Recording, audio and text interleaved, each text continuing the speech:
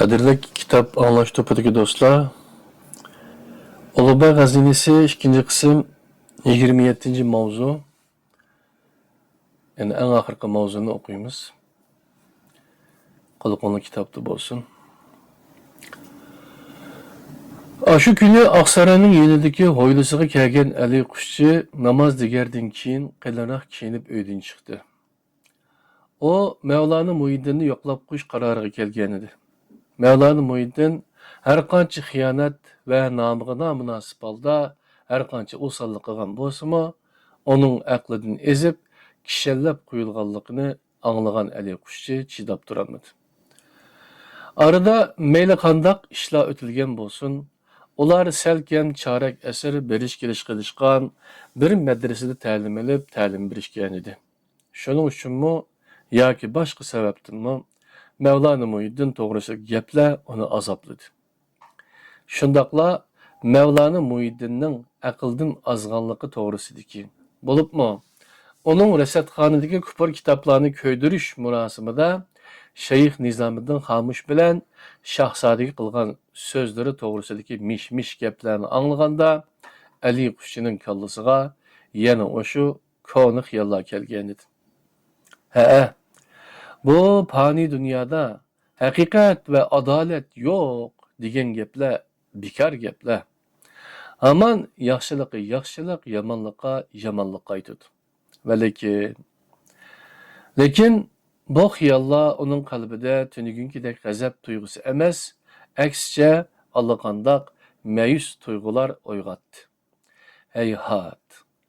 Mavlona Muhiddindek aql egisi, falakiyat va ilmiy riyoziyat sohasida yuksak pallaga o'rlagan yetuk olim bu haqiqatni tushunmasa yoki uni tushunishdan bosh tortsa, buningga nima chora? Ali Qushchi har ehtimolga qarshi Udul Salohiddin Zaganing uyiga boradigan cho'ng ko'chalar bilan mangmay, aylanma yo'llar va tar ko'chalar bilan mangdi. Shahar buningdan 7-8 oy ilgari qandoq bo'lsa, hozirmi shu peticha tushuniksiz bir vaziyatda edi. Ko'cha guzarlarda odam shalang, rastlar, do'konlar itik bo'lib, hamma yoq jimjit edi. Lekin bu jimjitlikdan qandoqdir yomon bir vahimaning shapsi kelib turadi. Shuning uchunmi hamma yoq timtos edi. Kun uzrab, havo illib qolg'achqa, namoz degandan keyin bo'lsa-mu, shafaq vajidan shahar nepiz, sos qizil parda bilan o'ralgandek qizg'uch nurga cho'mgan edi. Bog'i maydon taraf bilan mangan Ali Qushchi Salohiddin zargarlarning ko'chasiga yaqinlashib qolganda, ko'chaga qaragan eshiklardan biri ochilib, beshiga qunduz talpak, uchisiga kim xapton kiygan dugulakkina bir odam chiqdi. Ali Qushchi uni ko'rmasga silib o'tib ketmoqchi bo'ldi, lekin kim xaptonliq bu dugulak odam aylanib kelib, qo'l qovushtirdi. Assalomu alaykum, aziz birodar. Ali Qushchi birdan gangirab qoldi.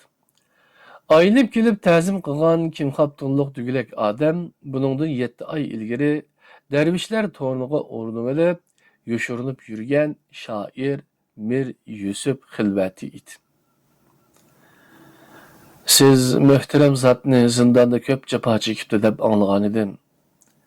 Sizni ko'rib cheksiz xursand bo'ldim, Mavlona. Cheksiz xursand bo'ldim. Allohga shukr, dedi Ali Qushchi nima deyishni bilmay. Barcha ilm ahlini bostirgan ul xunxor ata qotilidan hazar. Ammo taxtimizning valiahdi Mirza Abdullahni to'limi muruvvatlik, to'limi oliyjanob zot deb anglagan edim. Sizni ko'rib buningga ishonchim komil bo'ldi, Mavlona. Ali Qushchi yana nima deyishni bilolmay, inshaalloh shundoq bo'lsin deb qo'ydi. Buningga gumon qilmag'aysiz, Mavlona.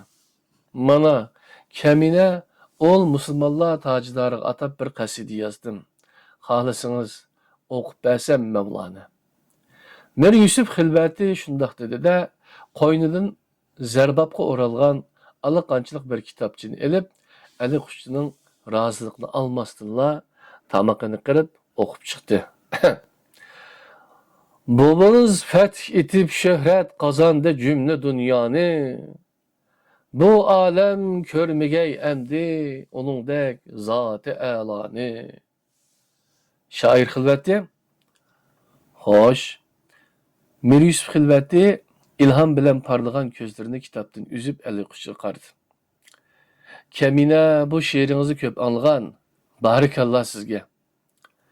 Ali Kuşçu ağzı içilginiçe hamıqıp qalğan Mir Yusuf Xilvatini koçunun o'tturusida qaldırıp yo'lga ravon bo'ldi. O şairden yiraqlab ketib etib, alam bilan bosh chayqab, "Ah, xamsut emgen bendiler" deb qo'ydi. Shafaq o'ltirib, shaharni qorong'ulik qoplashga boshlagan edi. Ali Kuşçu Salahiddin zargarlarning mahallasiga yetib qolganda hamma yoq qorong'ulikqa cho'mgan edi. Lekin ajabnarlik shuki, hamisha yepiq turadigan qo'sh qanotli temir darvoza cho'ng echiqliq turadi. Darvozadan kirgan yerdagi odatda qorovullar o'ltiradigan qorong'u bostirmada hech kim ko'rinmaydi. Biroq o'rdadek cho'ng ho'ylida panuslar yiqiqliq bo'lib, das va aptuva ko'targan ayollar ikki mehmonxonaning o'ttirisida nima uchundir u yoqdan bu yoqqa yugurishib beradi. Nima bo'lgandi? Mevlana amanmidi? Ho'yliga kirgan joyda hayron bo'lib to'xtab qolgan Ali Qushchi oduldagi cho'ng mehmonxonadan chiqib kelgan vijikkina bovayni ko'rib, uningga qarab mangdida ixtiyorsiz holda yana to'xtadi. Ikki pukilib mushtumdek bo'lib qolgan bu bovay Xo'ja Salahiddin zargar edi. Ho'ylidagi panuslarning yo'riqi ve derizirin düşüp doğan kök, sırık, kızgıç şoğluda onun gözleri telveleci çaknaydı. Sakalları titrep, beşi gildin kılattı. Ali kuşunu giygen zəgər onunla qarab təlpindi, köz yeşidim boğulup, "Oğlum Alaydın" dedi de mehmanxanının mermer pələmpeyge olturup qaldı. Ali Kuşçu bovayning qishig'i berib tizlandi. "Mevlana aman mı ata?" Zəgər beşini gildinlatib, mehmanxonani ishorat qildi va yig'lamsirab, "Medet bergaysiz Mevlana" dedi. Tevib bar. Bovayning so'zini Mevlana'nın ahvoli chatoq, uni davolag'ili tevib keldi degan ma'ni tushungan Ali Kuşçu uyga kirishga oldirdi.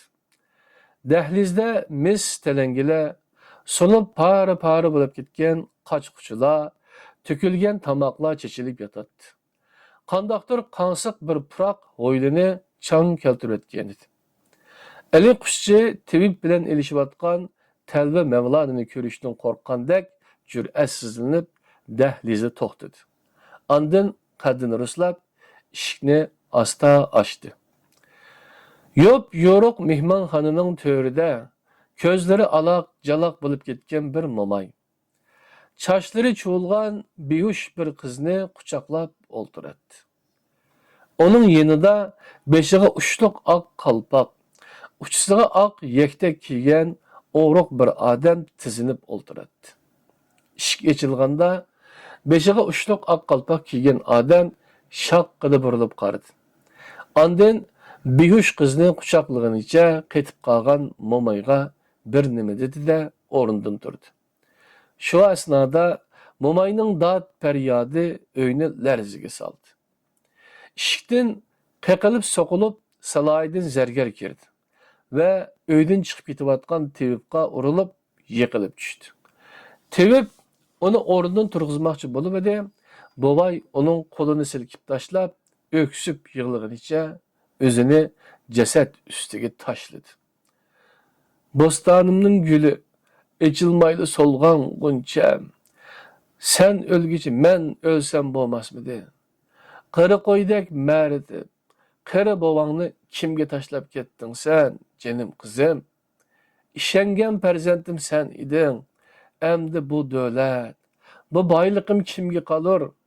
Oltinim, kimga tugilib mushtaq bo'lib qolgan zargarning go'daklarcha faryodi Ali qushchini titratib tashladi.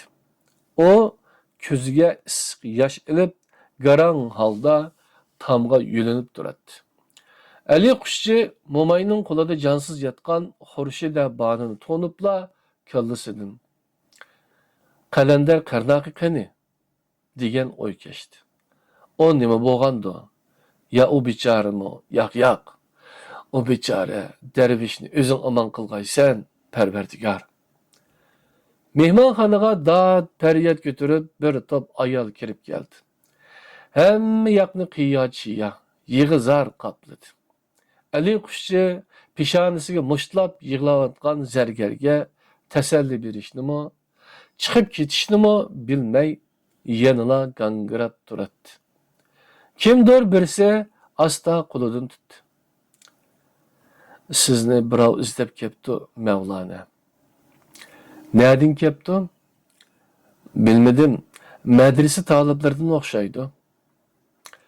Ali qushchi yuragiga yamashgan mudhish gumondan tini sirqirab, mehmonxonadan chiqib ketayotganda, Xurshida Banuning qishida yig'lab o'ltirgan mo'may, "O'g'lim Ali qushchi" deb unga qarab talpindi. Mo'mayning ovozi shundoq alamlik yangridiki, uyni larziga solgan qiyoch shiyolar birdan tindi.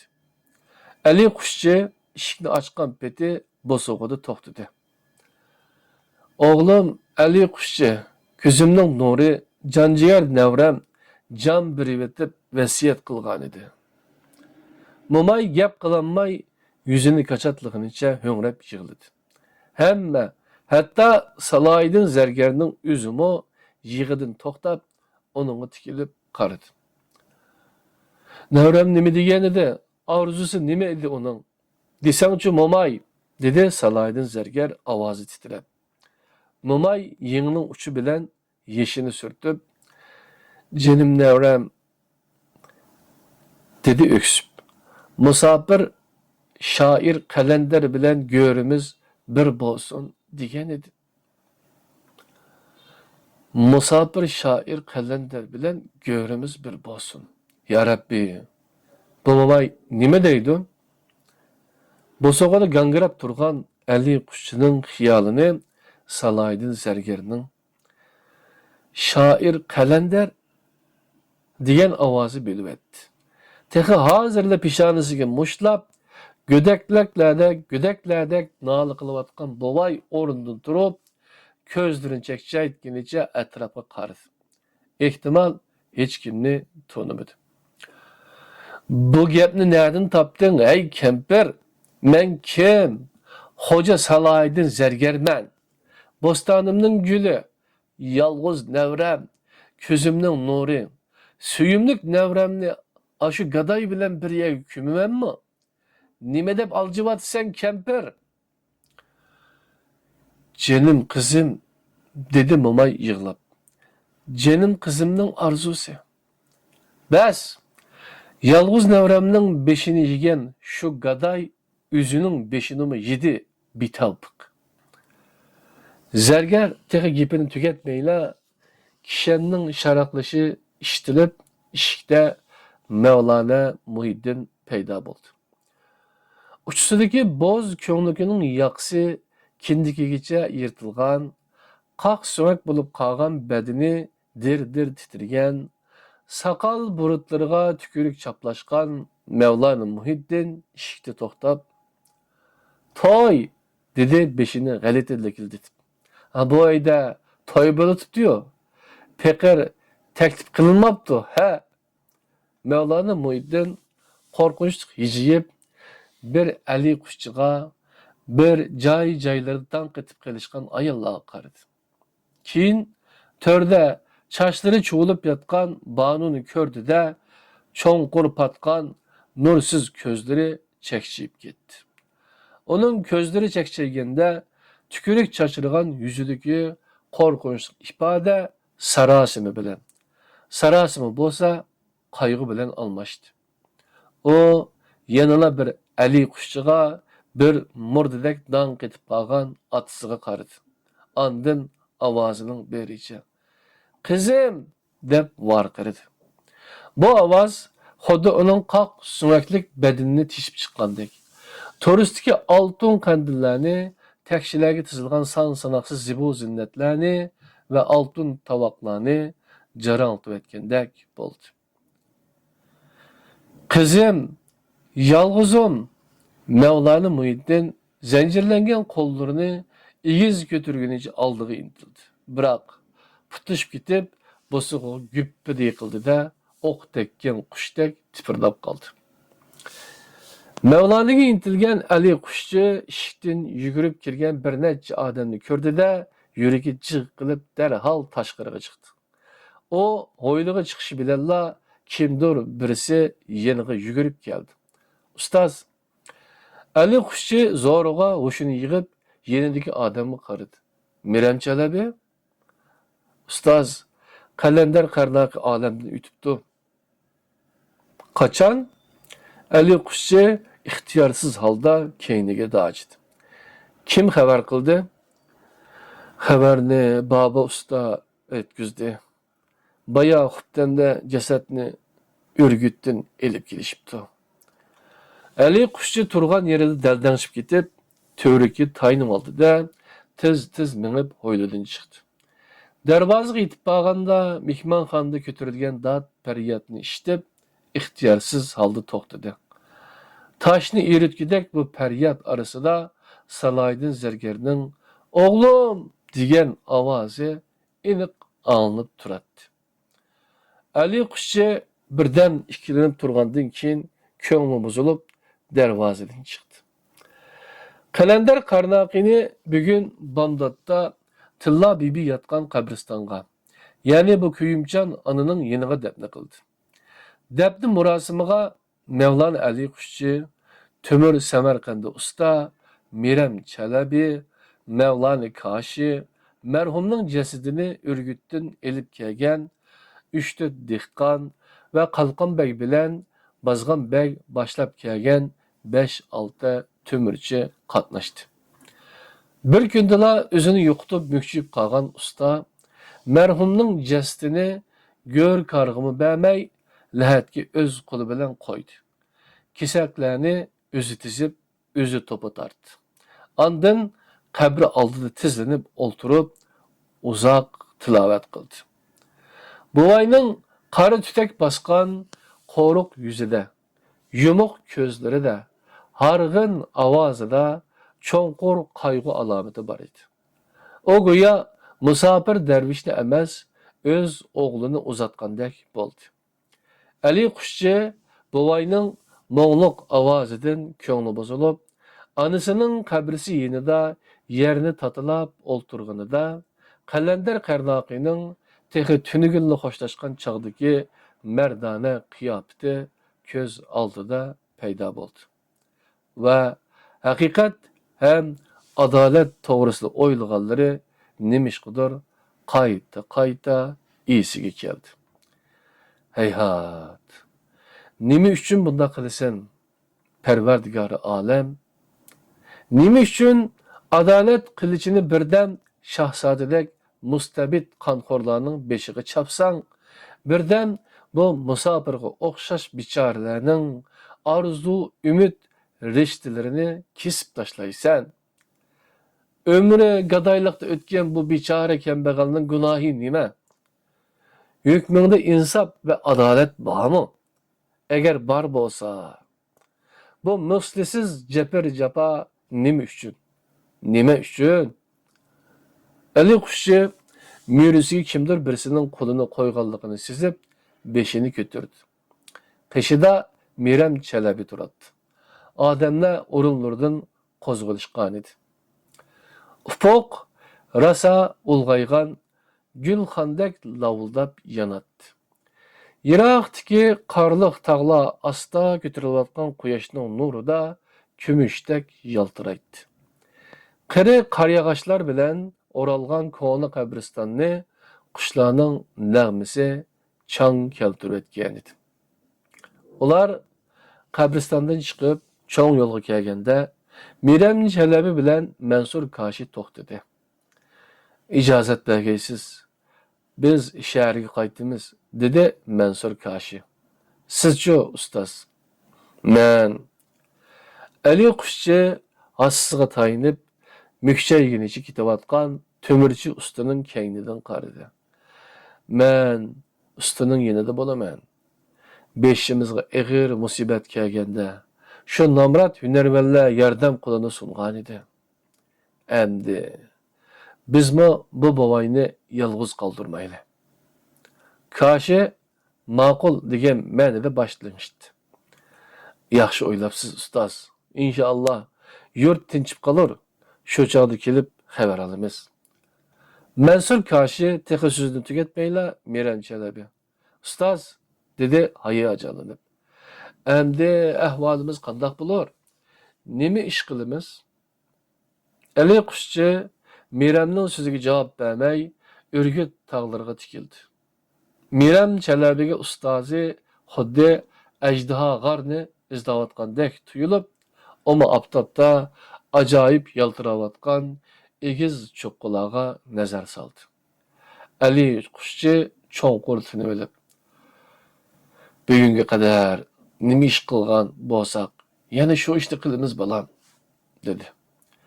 Cennet makan ustoz Mirza Ulug'bek hazratlari yandırgan ilim meş'ilini öçürüp qo'yish mislisiz gunohdir. Chunki Ali Qushchining ovozi to'satdan titrab ketdi-da, ajoyib bir samimiylik bilan so'zini davomlashtirdi.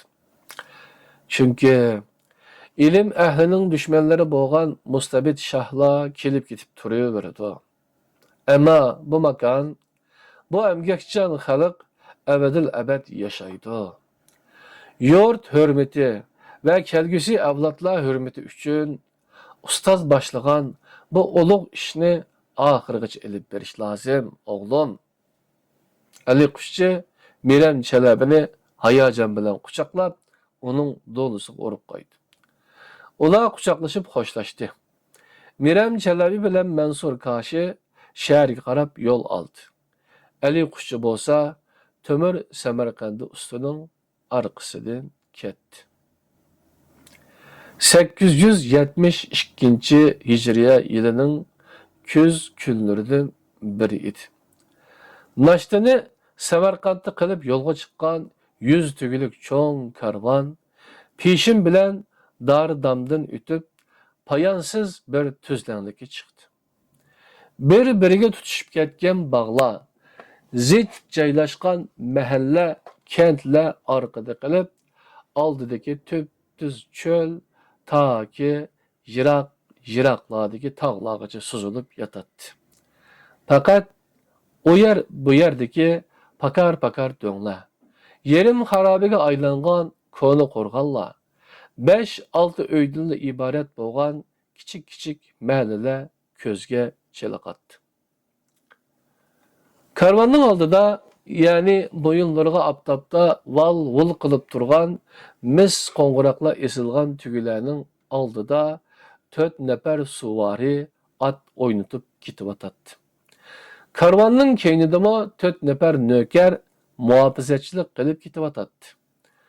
Taxminan yerim parsax yergacha suzilgan bu cho'ng karvan ahli orasida zarbab va kimxob to'n kiyishgan savdogarlar, bola chaqalarini soyibanlik harvilarga o'ltirg'izib, o'zlari at o'ynatib ketayotgan hakavur bag to'ralar, eshak va qichir mingan fuqarolar va hatto boshlaridagi quloqlarini likildatib, hamdu sana o'qig'unicha piyoda ketayotgan darvishlar bor edi.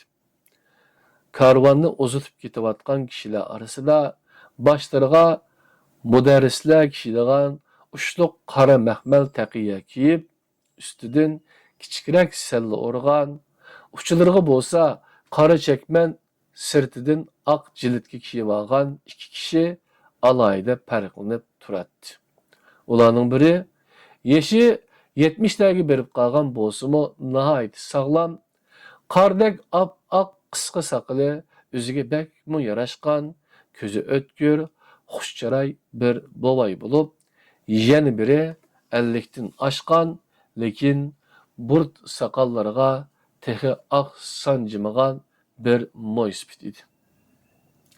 Bozrang etini bir xil yorg'ultib ketayotgan uruq, ammo salopatlik bovay qaramtul kelgan chiroyiga yarashgan quyuq qoshlarini yimirib, goh orqasiga, ya'ni bog'larning keynida qolgan Samarqandga tikilsa, goh o'ng qo'l tarafdagi Urgut tog'lariga qadilib qaraydi.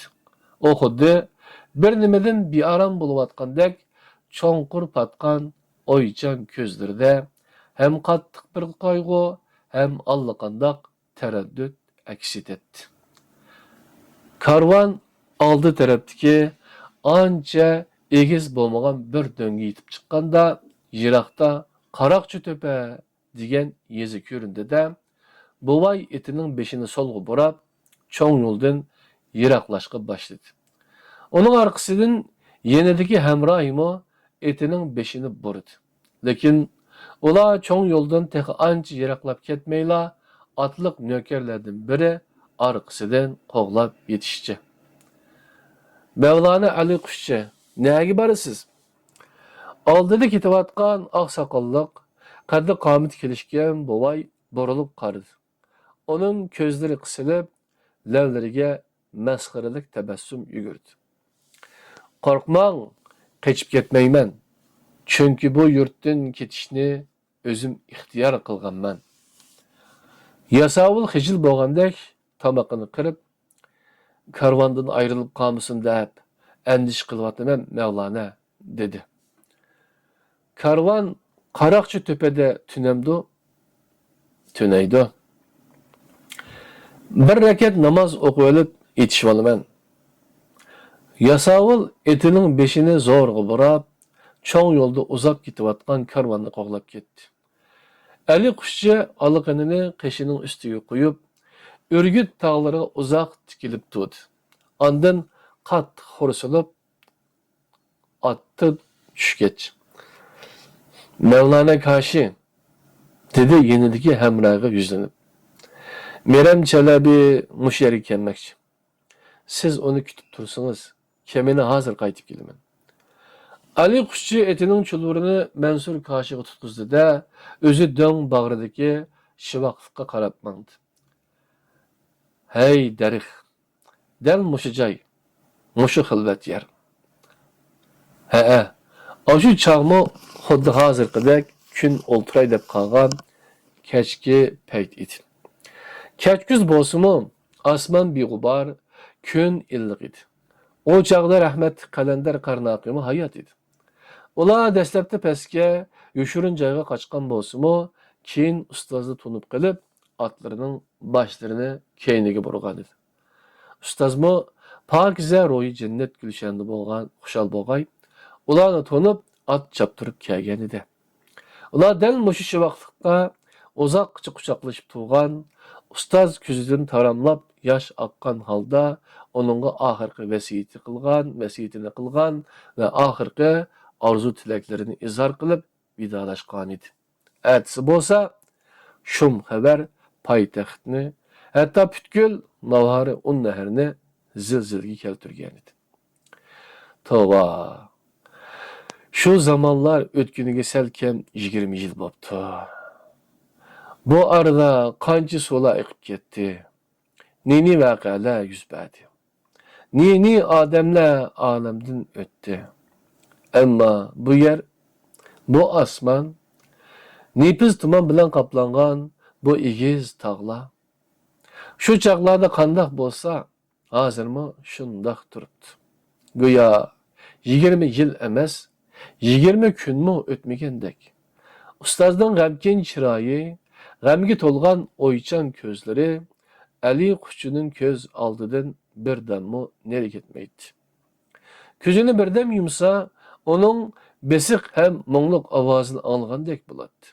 Osh chog'da, ya'ni buningdan 20 yil burun. Ustoz dal mushu yerda turib, Ali Qushchi bilan oxirgi qatim vidolashgandi. Bu elga qaytish, bu yurt, bu makonni qaytib ko'rish nisb bo'larmi? Yo'q deb g'am yegan edi.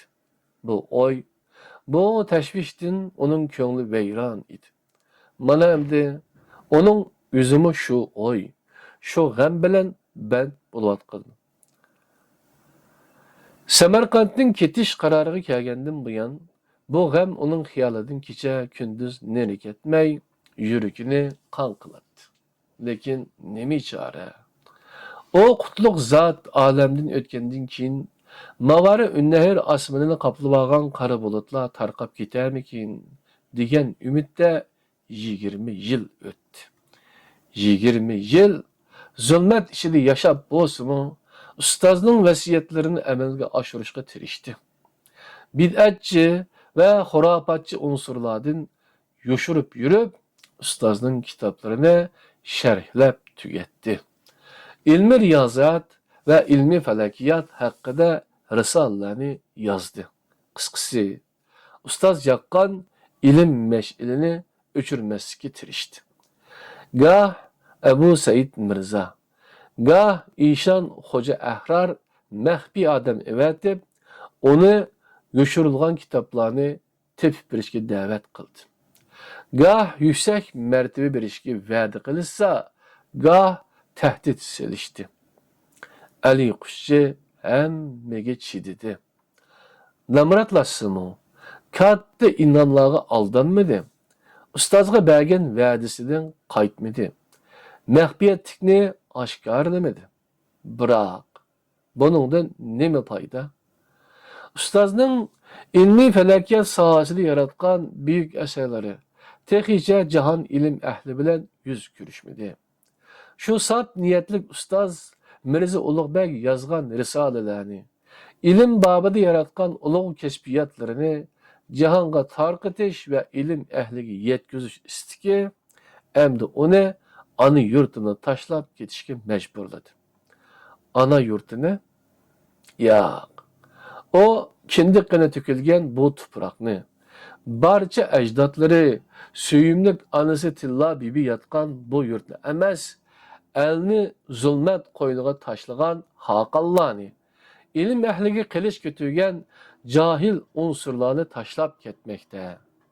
O, ustozning asarlarini jahon ilim ehliga yetkizmay turib, o'lib ketamanmi deb andish qilgan edi. Xayriyat. Abdurrahman Cami bilen Mir Alishir Navoiy Hazretleri Hiratda turib yordam qo'llarini sundi ve Mavari Ünnehir chegarasidan chiqib ketishga ijozatnoma elib berdi. Mevlana Ali Kuşçu o zati şeriflerge ko'nglida rahmat aytib ve dua qilib safarga atlandı. Ama yani şu oy, şu teşviş onun ko'nglini vayron qildi. Kendi qanım to'kilgan bu ziminga, suyimlik ana yurtumga, yaxshi bo'lsin, yomon bo'lsin, selkem 70 yıl yaşagan bu elge, bu emgekcan xalqim arasıga qaytib kelish nisip olur mu? Ya kalgan 5 günlük ömrüm sersallıkta ötüp, ölüküm musafir yurtida kalır mı? Degen oy onu lerziga salattı. Mana hazır mı? Cennet makan ustaz bilen ahir qatim vidalaşkan bu yerni, onun tevarrük izi qalgan bu şivaqlıqni körgünüde ko'ngli boshqacha bo'lib yukindi de qiblaga qarab sajdaga bosh qo'ydi. Parvardigori olam, musofirlikda beshimga nimalik kulfatlarni salsang rozimanki, ammo o'likimni bu tuproqdan mahrum qilmag'aysan. Mevlana Ali Kuşçu ko'zlarini yumg'unicha Tangriga iltijo qilib uzoq o'ltirdi. Lekin rahmetlik Tömür Samarqandda usta yasab bergan po'lat pichqi bilan yerni ko'lab bir siqim to'pi oldi. Bu to'pini tunigan anasi Tilla bibining qabrisidan olgan bir siqim to'piga qo'shib beliga chiydi-da o'rnidan turdi ve cho'ng yo'ldan tushib kelayotgan ikki otliq kishini ko'rdi. Otliqlarning birisi Mansur Kashi, yana birisi 35-40 yoshlar chamasidagi sariq soqol, ko'k ko'z mudarris edi. Yaş müdderisini görüp, Ali Kuşçu'nun çırağıdaki gamkinlik illik bir tebessüm bilen almıştı da atlıklarının aldığı çıktı. Onu kögen yaş müdderismo attın sekrep düşüp kol koşturdu. Esselamu aleyküm ustaz. Ve aleyküm esselam oğlum Mirem. Ali Kuşçu bir yaş müdderisken bir egerinin üstüdeki iki tarafi küp turgan xurjunga qaradı. Qandaq? Ejda ağar tinchlikmi? Tinchlik ustoz, tinchlik, dedi Miram Chalabi muloyimlik bilan kulimsirab. Ustozning sanduqini ochdim. Barcha qo'lyozmalardan bir nusxadan Ziji Ko'raganiydan 3 nusxa oldim. Mevlana. Jannat makon ustoz Qojizoda Rumiyning asarlari esingdan chiqib qolmaganda o'g'lim. Yo'q ustoz. Ol Zati Ali'nin Riyaziyat degan asaridan bir nusxa. G'iyosiddin Jamshid Hazretlarining Handasa nomli asaridan bir nusxa oldim ustoz. Barakallah o'g'lim, dedi al-o'qishchi. Hamma sanduqlar joyidamikan? Joyida ekan ustoz. G'arning og'zini yaxshi etdingmi? Etdim ustoz. Belli o'g'lim. Xurjunni etimga artdim. Ali Kuşçu nepiz tuman arasida g'ilpal ko'rinib turgan yiroqdagi tog'larga tikildi. U go'yo egiz cho'qqila arasiga yoshiringan ajdaho g'arni ko'rmoqchi bo'lgandek uzoq qadalib qaradi. Lekin kun olturgan bayiqi shalang bulutlar ko'payib, tog' cho'qqalarini qoplab olgan edi. Ali Kuşçu qattiq xursinib, odada bosh egib turgan shogirdlarga qaradi va xuddi o'ziga gap qilayotgandek asta so'zladi. Hozirgacha esimda bor. Ashu falokatlik kechidan sal burun ustoz bilan dal mushu yerda uchrashib, mushu yerda vidolashgan edik. Rahmatlik ustoz bu esil xazinani saqlashni Paqirga topshirgan edi. Endi men buni ikkinlarni Allohga topshiraman. Abadil abad esinglarda bo'lg'ayki, Mavari Ünnahir danishmandlarining aql javharlari to'plangan, kamdan kam uchraydigan bu xazina kelgusi avlodlar va yiroq pushtimiz uchun xizmat qiladi.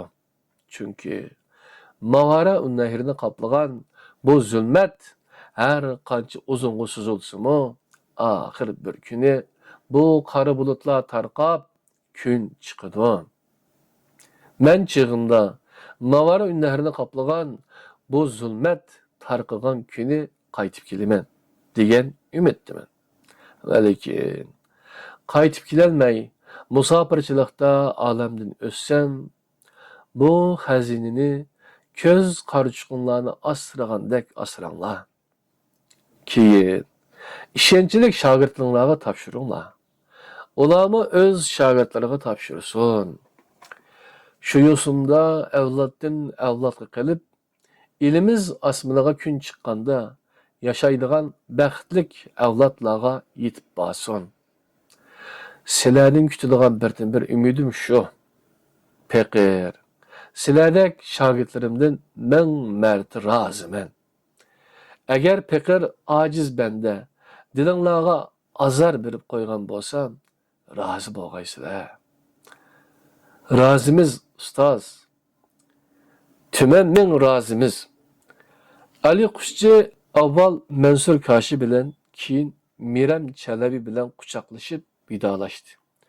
Ali Kuşçu ko'z yoshlarini yushirmay, yum-yum yig'layotgan suyimlik shogirdi Miram Chalabining peshonasiga suyayotganida ustozi Mirza Ulug'bekning ko'ziga yosh elib, uni quchoqlaganicha uzoq vidolashgani esiga kelib, yeliga bir nima turib qolgandek g'urt qilib yutindi. Miram Chalabi bilan Mansur Kashi uni cho'ng yo'lgacha uzitib qo'ydi. Ali Kuşçu do'ngga chiqquncha keyniga qarab mangdi. Do'ngga chiqqandan keyin putlarini o'zangiga tirab turib, oxirgi qatim keyniga qaradi. Shogirdlari pastda qo'l pulanlatib turadi. Samarqandla emas, yaqin atrofdagi bog'larmi ko'rinmay, go'yo butkul olam uning taramlab eqiyotgan ko'z yoshlariga g'arq bo'lgandek tuyuladi. Ali Qushchi qo'lini oxirgi qatim pulanglatib, shogirdlari bilan vidolashdi-da, ko'z yoshlarini surtib, etining beshini davonga burdi. Qadrli kitobxon, Ulug'bek G'azinisi nomli kitob 1-2 qismini o'qidik. Ko'pdan ko'p rahmat tinglab berganinglar uchun. Xushvaqt bo'linglar. Yangi kitoblarda ko'rishaylik. Allohga emanet.